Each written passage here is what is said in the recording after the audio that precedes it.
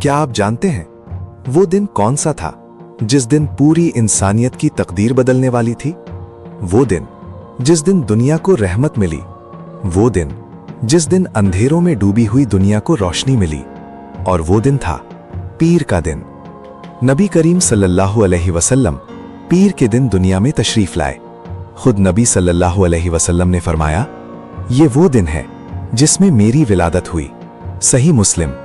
सोचो, अगर नबी सल्लल्लाहु अलैहि वसल्लम ना आते तो क्या हम इस्लाम को जानते? क्या हमें कुरान मिलता? क्या हमें हक और बातिल में फर्क मालूम होता? हरगिज नहीं। नबी सल्लल्लाहु अलैहि वसल्लम की आमद से पहले अरब में जुल्म आम था।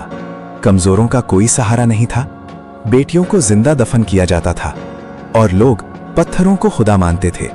फिर अल्लाह ताला ने अपने महबूब सल्लल्लाहु अलैहि वसल्लम को भेजा और चंद ही सालों में दुनिया बदल गई, दिल बदल गए, कौमें बदल गईं और इंसानियत को जीने का सही रास्ता मिल गया।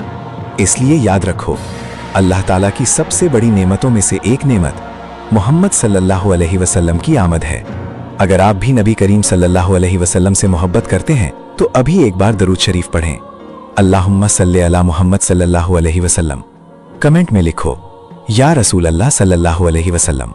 और ये वीडियो हर आशिक़ रसूल तक जरूर शेयर करो।